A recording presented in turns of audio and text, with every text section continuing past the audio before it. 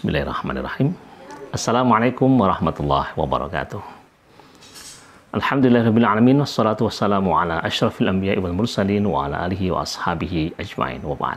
Alhamdulillah, para mahasiswa sekalian, bagaimana kabarnya? Mudah-mudahan Allah senantiasa memberikan kesehatan kepada kita sekalian, memberikan istiqomah dalam kondisi pandemi, tetap istiqomah talabul ilmi, ya. Talabul ilmi menjadi bagian dari upaya kita jihad fi sabilillah. Man kharaja li talabil ilmi kana fi sabilillahi hatta yarji'a. Nah, karena itulah maka hari ini kita bicara tentang psikolinguistik, ya. Paling tidak kita ingin mengetahui hal-hal yang terkait dengan kebahasaan dan tentang psikologi. Nah, subtema kita kali ini tentang bahasa dan usia. Nah, bagi para mahasiswa yang sudah memiliki buku ajar yang sudah persiapkan, bisa dilihat dan tidak menutup kemungkinan mahasiswa mengembangkan dengan mengakses buku-buku yang lain yang insya Allah luar biasa banyak. Ini hanya menjadi bagian dari sekelumit mukaddimah penjelasan tentang bahasa dan usia. Ya, baik. Kalau ada orang bertanya tentang apa itu kursi, lalu ia menjawab kursi adalah tempat duduk, itu tidak salah. Tetapi orang itu belum bisa menjelaskan secara definitif makna preferensi dari kursi itu. Hendaknya ia harusnya menjelaskan bahwa kursi adalah sebuah alat atau benda yang terbuat dari kayu atau besi atau plastik yang memiliki sandaran, memiliki 4 kaki dan berfungsi untuk duduk.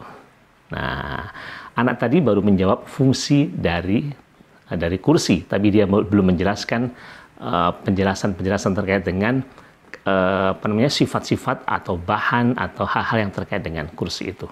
Nah, maka demikian juga ketika ada orang bertanya tentang apa itu bahasa. Bahasa adalah alat komunikasi. Mungkin itu tidak salah, tetapi penjelasan itu tidak memberikan kejelasan tentang esensi bahasa yang sesungguhnya. Karena esensi bahasa sebagaimana di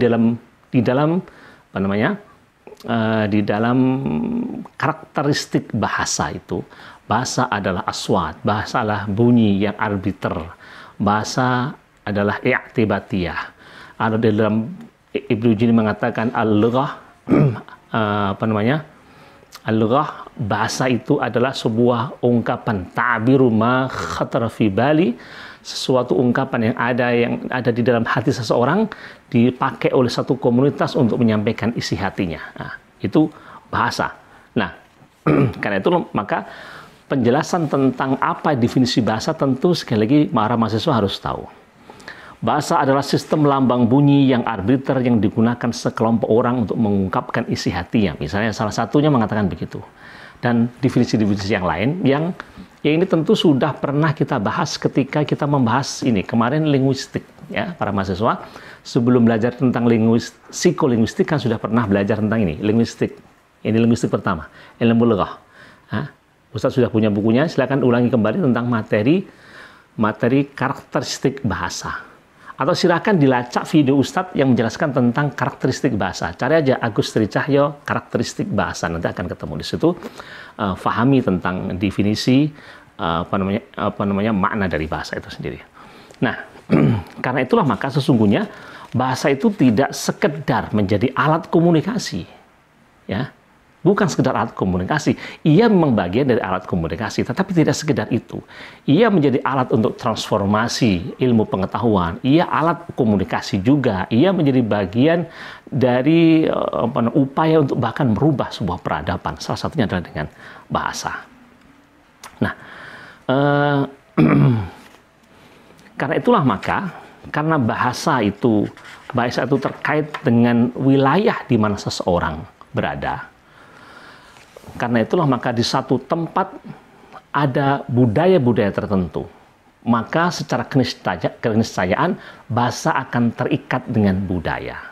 Nah, karena itu sesungguhnya bahwa memang belajar bahasa sama dengan belajar satu budaya.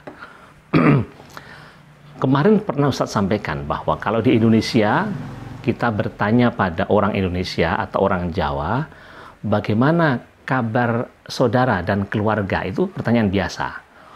Bahkan kalau ada berita bahwa salah satu teman kita istrinya sakit, lalu kita tanya kabarnya, kita kan biasa, bagaimana kabar istrinya, sudah sehat? Kita pun menjawabnya biasa saja, alhamdulillah istri saya sudah sehat, walaupun kemarin terpapar COVID, tetapi alhamdulillah sekarang sudah negatif. Biasa. Tetapi jangan pernah bertanya dengan pola begitu kepada komunitas orang Arab. Kaifa halu zaujatik? Nah, ini akan sangat bermasalah sekali karena dianggap kita terlalu kepo mencampuri urusan privasi seseorang. Nah, karena itu memang bahasa terkait dengan budaya. Nah, salah satunya juga budaya kita kan mengajarkan tuturan dan tuntunan berbahasa yang berbeda dalam usia yang berbeda. Misalnya, orang tua kita sudah mengajarkan tidak boleh berbicara sebuah tema kepada anak kecil. Ojo ngomong ngono enek cah cilik. Jangan bicara begitu, ada anak kecil. Atau kadang-kadang antar laki-laki dan perempuan, jangan bicara tema itu, ada perempuan. Atau sebaliknya, ini urusan perempuan, jangan dibahas di depan laki-laki. Dan seterusnya. Nah, karena itulah maka memang terkait dengan usia pun, bahasa itu juga harus diperlakukan yang berbeda. Artinya, ada kaitan antara bahasa dan usia. Nah, sebelum kita berbicara tentang itu, para mahasiswa sekalian, tentu kita harus mengetahui bahwa memang bahasa itu berkembang ya. Ada bahasa yang diterima ketika masih anak-anak. Ada bahasa ketika usia remaja, ada bahasa ketika usia dewasa. Ini tema bahasan kita yang pertama adalah tentang pembagian usia bahasa itu. Yang pertama, usia anak-anak. Biasanya para cendekiawan, para tokoh membagi usia anak itu ada usia balita. Nah, balita itu bayi di bawah 5 tahun, 5 tahun, 2, 3, 4, 5. Itu masuk kategori usia balita. Dan usia dini. Usia dini itu kalau sudah 5 tahun kan sudah masuk playgroup sekarang ya. Atau PAUD ya. Kalau dulu masih playgroup, karena nanti kalau sudah 6 tahun udah masuk ke TK. Baik PAUD atau TK itu sama dengan pendidikan anak usia dini. Jadi usia dini adalah pasca balita. Bahwa kemudian ada anak-anak yang masih balita masuk ke playgroup, tapi biasanya kadang masuk ke penitipan ya. Daripada di rumah tidak ada yang mengasuh, kemudian di penitipan, di PAUD itu sudah ada pembelajaran khusus untuk anak-anak masa balita. Nah, yang perlu kita ketahui bahwa memang bahasa itu berkembang ya. Kita perhatikan kalau ada anak-anak masih usia 4 minggu misalnya, dia hanya bisa menangis. Tangisannya itu merupakan bagian dari sarana komunikasi. Memang kita belum bisa mengatakan itu bahasa, tetapi bahwa itulah yang bisa ia lakukan untuk mengekspresikan bahasanya. Nah, karena kalau ada anak usia 4 bulan kemudian bisa, mak minta bakso gitu kan, jadi kita kan takut pada anak begitu. Kecuali hanya 2 anak yang bisa berbicara begitu. Satu ketika Nabi Isa dia masih kecil ya, Nabi Isa masih kecil, kemudian anak dalam kasus Jurej. Jurej itu adalah seorang ulama Bani Israel yang dituduh melakukan perzinaan, dan kemudian ternyata yang mengaku-ngaku telah dizinai oleh si Jurej adalah seorang pelacur. Jurej cukup tenang, yang penting tunggu anak sampai lahir. Ketika anak sudah lahir, kemudian anak ditanya, "Hai bayi, katakan siapa sesungguhnya bapakmu?" Sang bayi yang masih kecil dia mengatakan, "Bapakku adalah seorang ra'il ghanam, seorang pengembala kambing di sebelah sana." Nah, itu kasus Jurej. Jadi seorang ulama di masa Bani Israel. Terkait juga dengan kehadiran Nabi Allah Isa alaihissalam, sehingga ia disebut dengan dia pernah berbicara ketika dia masih kecil ya. Baik. Ketika 12 minggu anak mulai mendengkur misalnya. Ketika 20 minggu anak mulai membunyikan vokal ya, mengucapkan ocehan-ocehan pertama dan seterusnya sampai nanti usia 2 tahun ke atas. 2 tahun ke atas. Sekali lagi, bahasa yang dia ucapkan berkembang. memang kalau nanti misalnya anak umur 4 minggu mau kita katakan apakah dia sudah berbahasa, memang kalau definisi bahasa adalah sebuah aswatun yu'abbiru biha kullu qaumin, sebuah bunyi bahasa yang diucapkan dari alat artikulasi dan seterusnya, mungkin ia belum cukup sempurna, tetapi paling tidak itu adalah ekspresi dari itu semua.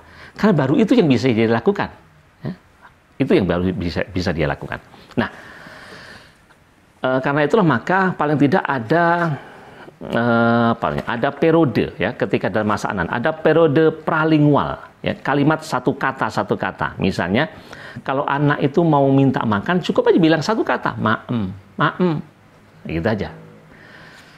Secara gramatikal nanti orang dewasa akan bisa memahami, oh anak ini minta maem, maka kata maem sama dengan saya minta maem. Gitu. Itu periode pralingual, masih mengucapkan satu kata. Nanti kemudian berkembang, anak itu ada periode lingual awal, mulai mengucapkan dua kata, misalnya mama, maem, ya, mama, maem. Atau ketika dia menghendaki yang lain. Nanti semakin berkembang ada periodisasi, periode diferensial, menggunakan kalimat dengan tiga kata, minta maem. Sudah mulai ada kalau fi'il sudah ada mulai fa'ilnya, kalau mubtada sudah mulai ada khobarnya, subjek sudah ada predikatnya dan seterusnya begitu. Ini bahasa anak-anak. Jadi sekali lagi bahwa bahasa itu berkembang di masa anak-anak, dan sekarang kita juga masuk ke bahasa anak usia remaja. Nah, usia remaja pun ada usia remaja awal, yaitu antara 12 tahun sampai 15 tahun. Ada remaja madya usia 15 sampai 18. Ada remaja akhir 19 sampai 22 tahun. Atau ada yang mengatakan usia remaja atau anak-anak itu sampai 18 tahun. Biasanya kan begitu. Sehingga disebut anak adalah ketika, kalau di dalam di dalam SNPA, Standar Nasional Pengasuhan Anak, maka yang disebut dengan anak sesuai dengan Undang-Undang nomor berapa itu, 11 ya, tahun berapa itu. Status anak adalah ketika dia berusia 18 tahun. Artinya ini ada sebuah penelitian bahwa 18 tahun adalah status anak. Artinya pasca itu, karena biasanya anak usia SLTA kelas berapa ini? Kelas 3 itu kelas berapa itu? Kelas 12 itu adalah usia 18. Maka biasanya kalau sudah 19 tahun atau 20 tahun dia sudah mulai kuliah. Maka ketika sudah kuliah dianggap ia sudah dewasa. Dewasa awal. Nah, karena itulah kenapa kalau sekolah anak-anak masih harus seragam, anak-anak masih ada penjadwalan yang ketat dan seterusnya, karena memang masih anak-anak, karena itu masih perlu dituntun. Tapi kalau sudah dewasa, dalam artian kalau sudah mahasiswa, sudah tidak ada seragam, perkuliahan seperti ini, yang penting kita sampaikan, kita tidak mungkin ngecek satu-satu, kecuali kita hanya akan membuat perangkat yang memungkinkan mahasiswa berdisiplin, salah satunya perkuliahan kita daring. Saya tidak tahu apakah mahasiswa itu betul-betul menyimak saya apa tidak, tapi kalau tidak nanti saya lihat di komennya, anak ini sudah hadir, si Suti ini sudah hadir, si Ahmad sudah hadir, maka saya meyakini dia hadir. Nah, seperti itu. Dan begitulah perbedaan antara anak-anak remaja dengan dewasa. Nanti masuklah kemudian fase dewasa. Saya tidak tahu ya. Ada beberapa standarisasi yang kadang-kadang itu tidak jelas. Dalam SNPA tadi disebutkan bahwa anak itu adalah ketika sampai usia 18 tahun. Jadi kalau masih 18 itu masih anak. Tapi kalau sudah 19 tahun ke atas, sampai lagi 20, baru dia disebut dewasa. Tetapi kemudian film-film dewasa itu selalu disebut untuk 17 tahun ke atas. Untuk 17 tahun ke atas. Pada 17 tahun ke atas itu, anak masih usia kadang-kadang masih kelas 1 atau kelas 2 SLTA. Kelas 2 SLTA. Kategori dia masih remaja, masih belum memungkinkan untuk menonton tayangan film-film dewasa. Nah, kalau masa dewasa, nanti ada masa dewasa awal ya, usia 22 ya, sampai 30. Jadi yang penting ada anak-anak, remaja dan dewasa, sudah. Usia tua itu tidak ada. Tua masuk kategori dewasa. Nanti ada dewasa awal sampai tahun 22, usia 22. Ada dewasa dewasa muda ya, ya, usia tadi kan 22, 30 sampai 40 ya, atau 40 kadang sampai 60 ya. Kemudian yang ketiga adalah dewasa akhir 60 tahun ke atas. Nah, biasa usia lansia inilah ketika dewasa akhir ini. Jadi kalau di sini Anda disebutkan bahwa ada usia anak, remaja, dan dewasa.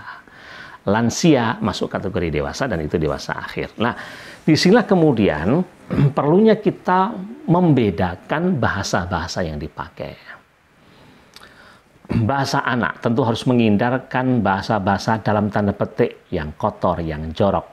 Kenapa? Karena memang di masa anak-anak itu, anak dan kita semua memiliki LED, Language Acquisition Devices, sebuah perangkat pemrolehan bahasa. Pertanyaannya, kenapa kok anak-anak selalu yang menjadi bahan perhatian? Jangan istilahnya orang Jawa, jangan misuh di hadapan anak-anak. Jangan berkata jorok kepada anak-anak. Jangan tunjukkan tayangan yang jelek kepada anak-anak. Karena ingat, usia anak sampai 14 tahun, sampai menjelang remaja, adalah usia mereka sangat aktif bisa mengunduh, mendownload bahasa. Dalam teori kita kemarin, bahasan kita tentang pemerolehan bahasa, kemampuan anak memperoleh bahasa pertama itu berhenti ketika anak usia 14 tahun. Dalam artian kalau ada anak sejak bayi tidak pernah dikenalkan satu bahasa sekalipun, anak diletakkan di dalam gua atau masukkan dalam kelas, dalam ruangan yang tertutup tanpa ada bunyi bahasa, dan itu berlangsung sampai usia 14 tahun, maka dipastikan anak itu seumur hidupnya tidak bisa berbahasa. Tetapi kalau masih di bawah itu, ya, dia terlambat, misalnya usia 5 tahun baru dikenalkan bahasa, mungkin masih bisa diselamatkan. Nah, oleh karena itulah maka alat untuk bisa mengunduh bahasa, LED, Language Acquisition Devices, itu akan berhenti ketika usia 14 tahun. Ini hasil penelitian. Karena itulah maka memang bahasa kepada anak-anak perlu diperhatikan. Karena sekali seseorang mengatakan bahasa jelek kepada anak, bahasa itu akan otomatis ditangkap, akan disimpan, di-save otomatis. Jadi otomatis kali save itu terjadi ketika anak 14 tahun ke bawah. Berbeda dengan saya yang sudah usia 40 tahun ke atas, hampir 50 tahun ini. Kadang-kadang kita mendapatkan sesuatu, kita sering lupa. Kecuali saya, karena saya menyadari saya lupa, saya catat, saya ulang-ulang, maka jadi saya ingat. Nah, seperti itu. Nah, ini sampai nanti kemudian bahasa ketika usia dewasa, ini bahasa yang biasanya bahasanya sudah mulai bahasa-bahasa teknologi atau bahasa-bahasa tentang kehidupan, semangat hidup, dan seterusnya. Kalau nanti sudah dewasa, apalagi dewasa tingkat akhir, tema-tema pembahasan yang adalah tema-tema tentang menghadapi sakaratul maut. Nah, misalnya itu tema-tema tentang bagaimana kita jadi orang yang bijaksana, bijak sini, bijak situ, dan seterusnya gitu. Nah, karena itu memang berbeda, berbeda bahasa sesuai dengan tingkatan usianya. Termasuk nanti para mahasiswa tentunya kalau bikin makalah bisa membuat misalnya perbedaan bahasa sesuai usia dalam hal intonasinya. Ya, karena anak akan memiliki intonasi yang cenderung agitasinya lebih meninggi ketika anak dalam usia remaja. Atau kalaupun dewasa awal. Semangatnya menjadikan tensi dia ketika dia berbicara lebih tinggi dari rata-rata nada bicara. Nah, itu para mahasiswa sekalian, jadi bahasa dan usia, intinya usia sangat berpengaruh di dalam kebahasaan seseorang, karena itu berbahasalah sesuai dengan tingkatannya masing-masing. Semoga bermanfaat, dan kita akhiri dengan hamdalah, alhamdulillahirrabbilalamin, subhanakallahumma wabihamdika, asyhadu an la ilaha illa anta, astaghfiruka wa atubu ilaik. Assalamualaikum warahmatullahi wabarakatuh.